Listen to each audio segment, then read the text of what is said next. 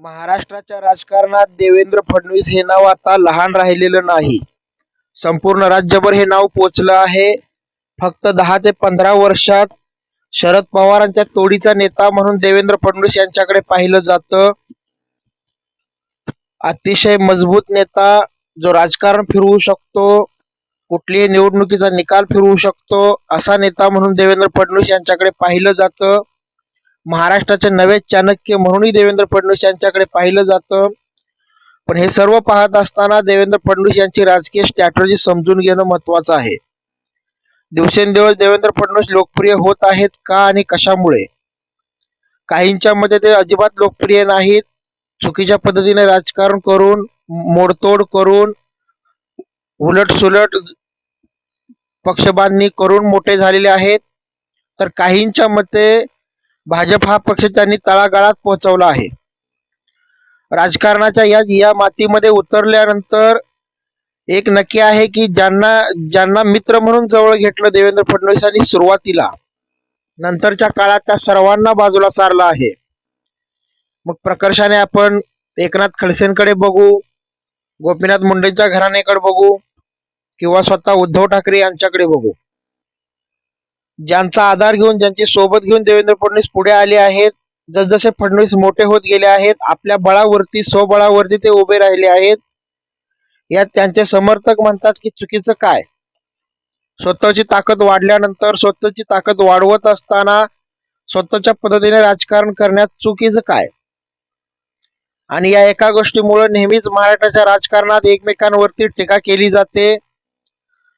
नेहमीच फडणवीस आणि देवेंद्र फडणवीसांचे समर्थक आणि विरोधक यांच्यामध्ये यामुळे वाद होतात.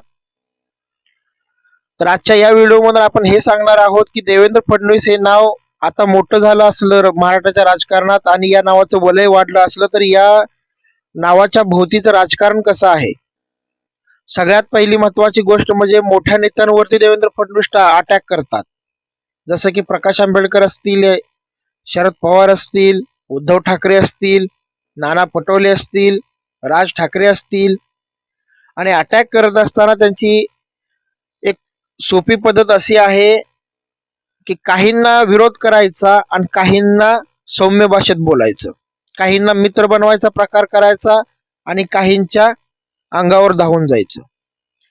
आणि फडणवीस समर्थकांची तर अशी परिस्थिती आहे की देवेंद्र फडणवीस यांच्या अंगाला काटा जरी टोचला तरी काही जणांना ते सहन होत नाही. महाराष्ट्राच्या राजकारणामध्ये लॉबी हा प्रकार पूर्वीपासूनच होता. अगदी यशवंतराव चव्हाणांच्या काळापासून ते सध्याच्या एकनाथ शिंदे सरकारपर्यंत प्रत्येकानं आपले समर्थक, आपली लॉबी इथं तयार केलेली आहे. प्रत्येकानं आपली आपली माणसं इथं जोडून ठेवलेली आहेत. आणि आजच्या व्हिडिओमधून आपण या लॉबी बद्दल बोलणार आहोत, समर्थकांबद्दल बोलणार आहोत की देवेंद्र फडणवीस यांची लॉबी काय आहे. देवेंद्र फडणवीस यांचे असे कुठले समर्थक आहेत जे समर्थक तुटून देवेंद्र फडणवीसांवरती जर कुणी टीका केली किंवा देवेंद्र फडणवीस यांना जर कुणी टार्गेट केलं तर हे समर्थक तुटून पडतात. हे समर्थक आपलं हातातलं काम जाग्यावरती सोडून देवेंद्र फडणवीसांच्या समर्थनासाठी, देवेंद्र फडणवीस यांच्या बचावासाठी पुढे येतात. ते समर्थक कोण आहेत? या समर्थक यादीमध्ये मागच्या दीड वर्षापासून एक नाव जोडलं गेलं आहे, ते म्हणजे महाराष्ट्राचे मुख्यमंत्री एकनाथ शिंदे यांचं. जेव्हापासून महाराष्ट्र राज्यात फडणवीस शिंदे सरकार आलं तेव्हापासून देवेंद्र फडणवीसांवरती कुठलाही आरोप झाला, देवेंद्र फडणवीसांवरती कुठलीही टीका झाली तर एकनाथ शिंदे धावून देवेंद्र फडणवीसांच्या मदतीला येतात. आता हे सरकारमधले मुख्यमंत्री आणि उपमुख्यमंत्री असं नातं असल्यामुळे एकनाथ शिंदे येऊ शकतात, इथपर्यंत ठीक आहे. परंतु राजकीय जर निरीक्षण केलं तर एकनाथ शिंदेच्या आयुष्यालाच उभारणी मिळाली आहे ती देवेंद्र फडणवीसांमुळे. आपली राजकीय कारकीर्द सुरू केल्यानंतर सुमारे 15-20 वर्ष शिवसेनेत राजकारण केल्यानंतर नगरविकास मंत्री या पदापर्यंत राहिलेले एकनाथ शिंदे जेव्हा देवेंद्र फडणवीस यांचं बोट धरून पुढे आले तेव्हा मात्र ते राज्याचे मुख्यमंत्री झाले. आणि कधी नव्हे ते राज्याच्या मुख्यमंत्री पदापर्यंत त्यांनी मारलेली मजल ही पूर्णपणे देवेंद्र फडणवीस यांच्या आशीर्वादामुळे, देवेंद्र फडणवीस यांच्या सोबतीमुळेच झाली आहे. त्यामुळे देवेंद्र फडणवीस यांना काटा जरी टोचला तरी मुख्यमंत्री एकनाथ शिंदे स्वतः धावून येतात, फडणवीसांवरती कुणी आरोप केला, फडणवीसांबद्दल कुणी काही बोललं तर लगेच तयार असतात, स्वतः सुद्धा उत्तर देतात आणि अडचणीत जर फडणवीस कधी सापडले तर फडणवीसांना अडचणीतून काढण्यासाठी स्वतः प्रयत्न करतात. दुसरे नेते आहेत चंद्रशेखर बावनकुळे. भाजपचे प्रदेशाध्यक्ष असलेले चंद्रशेखर बावनकुळे देवेंद्र फडणवीसांचे संघरक्षक असल्यासारखे महाराष्ट्राच्या राजकारणात वागतात. नेहमीच देवेंद्र फडणवीस यांना सिक्युरिटी देण्याचं काम चंद्रशेखर बावनकुळे करतात. कधी पण देवेंद्र फडणवीस यांच्यावरती कुणी अटॅक केला, फडणवीसांचा एखादा निर्णय चुकला, फडणवीसांवरती टीका झाली तर काही हो, चंद्रशेखर बावनकुळे लगेच पक्षाचं काम बाजूला थोडंसं ठेवतात आणि पक्षाचं काम थोडं साईडलाईन करून देवेंद्र फडणवीस यांना वाचवण्यासाठी पुढे येतात, देवेंद्र फडणवीस यांना मदत करण्यासाठी पुढे येतात आणि देवेंद्र फडणवीस यांना ते मदतच करतात. आता चंद्रशेखर बावनकुळेंचा इतिहास जाणून घेतला तर भाजपमध्ये ते पूर्वीपासून काम करत आहेत, परंतु फडणवीसांच्या भरोशावरती त्यांचं राजकारण सुरू आहे. म्हणजे फडणवीसांनी ठरवलं तर हे मंत्री आणि फडणवीसांनी नाही ठरवलं तर हे आमदार सुद्धा होत नाहीत, अशी परिस्थिती आहे.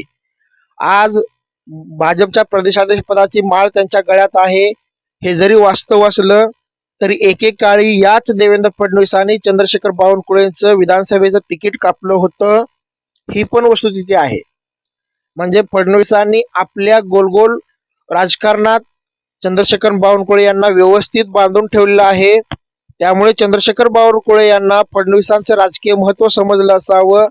फडणवीसांचा विरोध करणं वाटतं तेवढं सोपं नाही, त्यामुळे आपण फडणवीसांचे समर्थक बनूया असा त्यांचा निर्णय असावा. त्यामुळे ते आज समर्थक बनलेले आहेत. या यादीत तिसरं नाव आहे गिरीश महाजन यांचं.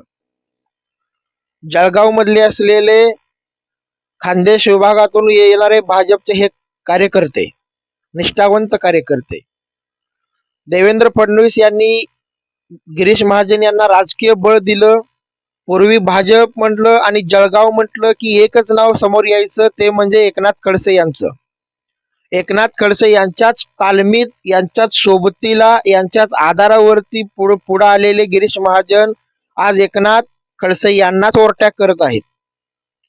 कधी काळी एकनाथ खडसे यांच्या आधारावरती, आशीर्वादावरती आपलं राजकारण मोठं करत होते. ज्या एकनाथ खडसे यांच्यामुळे आपली ओळख निर्माण झाली, थोडस पाय मोठं झाल्यानंतर, थोडस बळ मोठं झाल्यानंतर गिरीश महाजन यांनी पहिला वार केलाय तो एकनाथ खडसे यांच्यावरच. आजही आपण मीडियामध्ये बघतो एकनाथ खडसे व गिरीश महाजन यांच्यामध्ये सतत वाद सुरू असतो. कुठल्या ना कुठल्या विषयामुळे सतत एकमेकांवरती टोमणे सुरू असतात, बोलणं सुरू असतं. हे सगळं देवेंद्र फडणवीस यांच्यामुळेही घडलंय असंही म्हणता येईल. कारण 2014 पूर्वी महाराष्ट्राच्या राजकारणातलं एक वजनदार व्यक्तिमत्व एकनाथ खडसे होते आणि 2014 पूर्वी गिरीश महाजन महाराष्ट्राच्या राजकारणात मोठे नेता म्हणून ओळखले जात नव्हते. पण 2014ला देवेंद्र फडणवीस मुख्यमंत्री झाले आणि तेव्हापासून परिस्थितीच बदलली. एकनाथ खडसे महाराष्ट्राच्या राजकारणात साईडला त्यांना केलं गेलं, ते डाऊन झाले आणि डायरेक्ट मंत्रिपदापासून ते आज ते फक्त विधान परिषदेचे आमदार राहिले आहेत. आणि एकनाथ खडसे यांना राजकारणात झिरो करण्याचा मुख्य रोल जर कोणाचा असेल तर तो देवेंद्र फडणवीस यांचा आहे. हीच वस्तुस्थिती हेरून गिरीश महाजनांनी बरोबर देवेंद्र फडणवीसांना आपला गुरु मानलं. देवेंद्र फडणवीसांची सोबत, देवेंद्र फडणवीस यांच्याशी मैत्री वाढवली आणि एकनाथ खडसेंचे मुख्य स्पर्धक बनले आहेत. तेच गिरीश महाजन जर देवेंद्र फडणवीस यांच्यावरती कुणी वार केला तर लगेच तिथं पलटवार करण्यासाठी तयार असतात. देवेंद्र फडणवीस यांना एकटे पडू देत नाहीत. देवेंद्र फडणवीस यांचा बचाव करण्यासाठी नेहमी पुढे येतात. या यादीतलं अजून एक नाव आहे चंद्रकांत पाटील. मूळचे कोल्हापूरचे असलेले चंद्रकांत पाटील संघाचं काम करत होते, भाजपचे प्रदेशाध्यक्ष बनले. हे सगळं लोकांना माहीत झालं ते 2014 नंतर. भाजपच्या नव्या टीम मधील हे नवे सदस्य असंही म्हटलं तरी हरकत नाही, जे मागच्या 10 वर्षात इथं ऍक्टिव्ह झालेत. यापूर्वी ते संघात ऍक्टिव्ह असतील वगैरे वगैरे ठीक आहे, परंतु राजकारणात अजिबात ऍक्टिव्ह नव्हते. देवेंद्र फडणवीस यांनी अमित शहाच्या सांगण्यानुसार त्यांना महाराष्ट्राच्या राजकारणात सक्रिय केलं असं म्हटलं जातं आणि विधान परिषदेवरती पहिल्यांदा आमदार करून त्यांना मंत्री बनवलं गेलं आणि त्यानंतर ते आता जनतेतूनही निवडून आले आहेत, पुण्यामधून, कोथरूडमधून. कुठलाही वाद झाला, कुठल्याही चक्रव्यूहात जर देवेंद्र फडणवीस अडकले, तर संपूर्ण माहिती असेल नसेल, मी माहिती घेतो, बोलतो, अशा पद्धतीची भाषा ते अशा पद्धतीची भाषा करतील. परंतु देवेंद्र फडणवीस चुकलेत, देवेंद्र फडणवीसांची चूक आहे, असं अजिबात करत नाहीत. चंद्रकांत पाटील देवेंद्र फडणवीसांची ढाल बनून नेहमी पुढे येतात. 2014 ते 19चा काळ आपण बघितलाय आणि त्यानंतरचा काळ आता सुद्धा बघितलाय. एकमेव मराठाच्या राजकारणातील सध्या चाणक्य देवेंद्र फडणवीस आहेत, असंही विधान चंद्रकांत पाटलांचं असतं आणि चंद्रकांत पाटील देवेंद्र फडणवीस यांना चाणक्य मानतात. या यादीतलं पुढचं नाव आहे नारायण राणे. राजकारणातून झिरो झालेल्या नारायण राणेंना देवेंद्र फडणवीसांनी पुन्हा एकदा राजकीय बळ दिलं, पुन्हा एकदा राजकीय अस्तित्व दिलं, पुन्हा एकदा राजकीय प्रतिष्ठा दिली, पुन्हा एकदा राजकीय वर्चस्व सिद्ध करण्याचं एक संधी दिली. उद्धव ठाकरे यांच्याशी पंगा घेऊन नारायण राणे मराठ्याच्या राजकारणात झिरो झाले होते. पूर्वी ठाकरे घराण्यासोबत चांगले संबंध असताना मुख्यमंत्री पद निभावलेली ही व्यक्ती एक वेळ अशी आली की विधान परिषदेला, लोकसभेला सगळीकडे पराभूत झाली. ठाकरे घराण्याशी वैर घेतल्यामुळे राजकारणात झिरो झाले होते. पण जेव्हा देवेंद्र फडणवीस आणि उद्धव ठाकरे यांच्यामध्ये कुजबूज सुरू झाली, तेव्हा देवेंद्र फडणवीसांनी अचूक पद्धतीने हेरलं की उद्धव ठाकरे यांच्यावरती वार जर भविष्यात कधी करायचा असेल तर आपल्याला एक असा माणूस निवडावा लागेल ज्यांच्याशी उद्धव ठाकरे यांचं अजिबात जमत नाही. आणि 2017-18च्या दरम्यान नारायण राणे यांच्या सोबत देवेंद्र फडणवीस यांनी जुळवून घेतलं आणि तेव्हापासून राजकीय बहर आला आहे नारायण राणे यांच्या कुटुंबाला, यांच्या प्रगतीला. नारायण राणेंना केंद्रात मंत्रीपद मिळालं, मुलं आमदार आहे, एक मुलगा आमदार आहे, एक भाजपच्या कार्यकारिणीत आहे. तर या उपकारामुळे नारायण राणे आणि नारायण राणे यांचं कुटुंब देवेंद्र फडणवीस यांना काटा जरी टोचला तरी त्यांच्या मदतीला धावून येतात, देवेंद्र फडणवीस यांचे संघरक्षक बनण्याचा प्रयत्न करतात, देवेंद्र फडणवीस यांना सिक्युरिटी देतात. या यादीतलं पुढचं नाव आहे गोपीचंद पडळकर यांचं. आटपाडी सारख्या ग्रामीण भागातून, सांगली जिल्ह्यातील आटपाडी तालुका येथून येणारे गोपीचंद पडळकर हे देवेंद्र फडणवीसांचे बॉडीगार्ड असल्यासारखे वागतात. कुठलाही विषय असू द्या, देवेंद्र फडणवीसांचं यस तर यस, देवेंद्र फडणवीसांचं नो तर नो. फडणवीसांच्या बाजूने जेवढ्या गोष्टी असतील तेवढ्याबद्दल खंबीरपणे सरळ पुढे येऊन बोलणार, फडणवीसांच्या विरोधात ज्या गोष्टी असतील त्याच्याबद्दल पण विरोधात बोलणार. म्हणजे देवेंद्र फडणवीस यांच्यासाठी कुणालाही अंगावर घेण्याची क्षमता ठेवणारे गोपीचंद पडळकर महाराष्ट्राच्या राजकारणात सक्रिय आहेत. आणि कधी कधी अशी शंका येते की फक्त शरद पवार यांच्या घराण्यावरती टीका करण्यासाठीच देवेंद्र फडणवीस यांनी गोपीचंद पडळकर यांना ठेवलं आहे की काय. कारण गोपीचंद पडळकर यांची राजकीय पॉलिसीच अशी आहे की उठा सुटा, कधी ना कधी, दिवस असो रात्र असो, कुठलाही महिना असो, कुठलंही वर्ष असो, फक्त आणि फक्त पवारांना टार्गेट करणं, शरद पवार यांच्या घराण्यावरती टीका करणं, शरद पवार यांच्यावरती वैयक्तिक टीका करणं, सतत कुठलीही प्रेस कॉन्फरन्स असो, काही असो, कुठल्याही पद्धतीने काहीही करून घुमजाव करायचं, पवारांच्या अंगावरती धावून जायचं, एवढाच कार्यक्रम त्यांचा आहे. आणि असा माणूस गोपीचंद पडळकर देवेंद्र फडणवीस यांचा सध्याच्या राजकारणात सिक्युरिटी गार्ड असल्यासारखा आहे. या यादीतलं पुढचं नाव आहे प्रसाद लाड. तसं तर प्रसाद लाड यांना फारसा महाराष्ट्र ओळखतच नाही, कारण महाराष्ट्रानं ओळखावं असं प्रसाद लाड यांचं कामच नाही. सध्याची त्यांची जी काही ओळख आहे ती देवेंद्र फडणवीस यांच्यामुळे आहे. देवेंद्र फडणवीस यांनी त्यांना विधान परिषदेवरती आमदार सुद्धा बनवलं आहे. मुंबई पुरते मर्यादित असलेले प्रसाद लाड आता थोडेसे महाराष्ट्राला माहीत होत चालले आहेत, ते देवेंद्र फडणवीस यांच्यामुळे. त्यामुळे साहजिक आहे की देवेंद्र फडणवीस यांचे उपकार त्यांच्यावरती आहेत आणि देवेंद्र फडणवीस यांनाच ते सध्या गुरु मानून राजकीय वाटचाल करत आहेत. त्यामुळे देवेंद्र फडणवीस यांच्यावरती कुणी टीका केली, देवेंद्र फडणवीस यांच्यावरती कुणी वार केला तर लगेच तो वार आपल्या अंगावरती झेलण्याचं काम प्रसाद लाड करतात. या यादीतलं पुढचं नाव आहे प्रवीण दरेकर. मनसेमधून आमदार झालेले प्रवीण दरेकर आज भाजपमधून विधान परिषदेचे आमदार आहेत.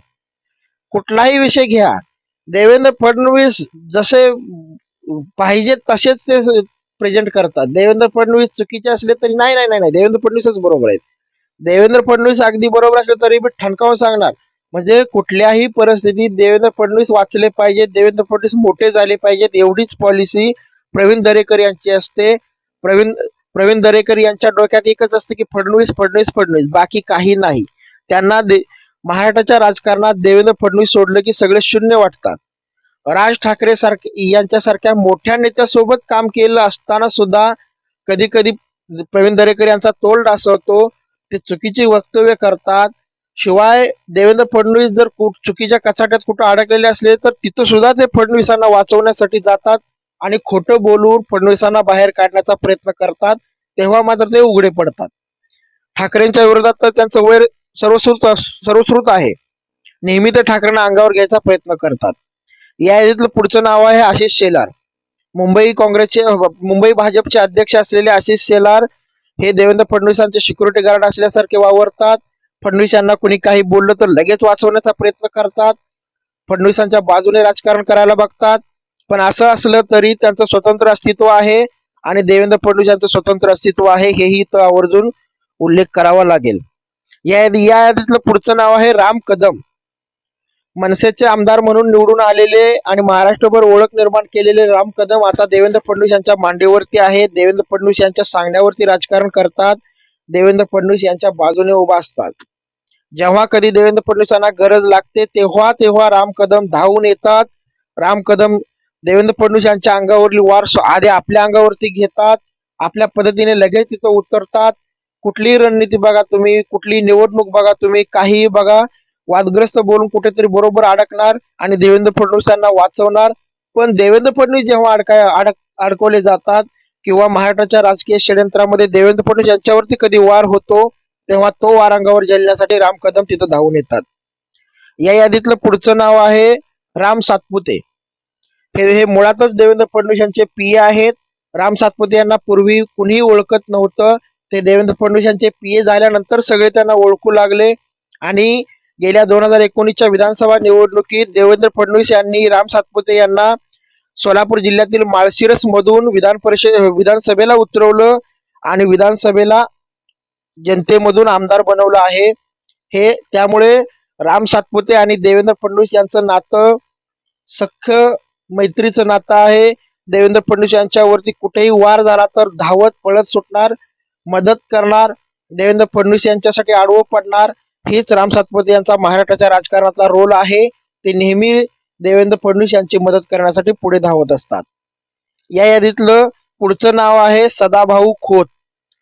स्वाभिमानी शेतकरी संघटनेच्या माध्यमातून राजू शेट्टींच्या नेतृत्वाखाली काम करत असताना सदाभाऊंची गाडी डायरेक्ट आता देवेंद्र फडणवीस यांच्या बंगल्यात जाऊन बसली आहे. त्यांनी आपला गुरु बदलला आहे, त्यांनी आपली स्ट्रॅटेजी बदलली आहे. पूर्वी ते राजू शेट्टी यांना गुरु मानायचे, पण आता ते देवेंद्र फडणवीस यांना गुरु मानतात. कारण सदाभाऊ खोत यांचं म्हणणं आहे की प्रस्थापितांविरुद्ध लढा देणारा नेता म्हणजे देवेंद्र फडणवीस. प्रस्थापितांविरुद्ध आम्ही जे लढतो त्या लढ्यात आम्हाला बळ देणारा नेता म्हणजे देवेंद्र फडणवीस. त्यामुळे आता सदाभाऊ खोत देवेंद्र फडणवीसांचे नेहमी गुणगान गात असतात, देवेंद्र फडणवीसांच्या बाजूने बोलत असतात, देवेंद्र फडणवीसांना मदत होईल अशा पद्धतीने वावरत असतात. आपण पाहिलं आहे की याच देवेंद्र फडणवीसांनी सदाभाऊ खोत यांना विधान परिषदेचा आमदार मंत्री सुद्धा केलं होतं. तर आजच्या या व्हिडिओमध्ये आपण देवेंद्र फडणवीस यांच्या अंगाला काटा जरी टोचला तरी कोण कोण मदतीला धावून येतं याविषयी माहिती दिली. व्हिडिओ आवडल्यास लाईक शेअर नक्की करा. आमचा चॅनल सबस्क्राईब नक्की करा. आपलं प्रेम नक्की द्या. आमचे सर्व व्हिडिओ नक्की पहा. धन्यवाद. जय महाराष्ट्र.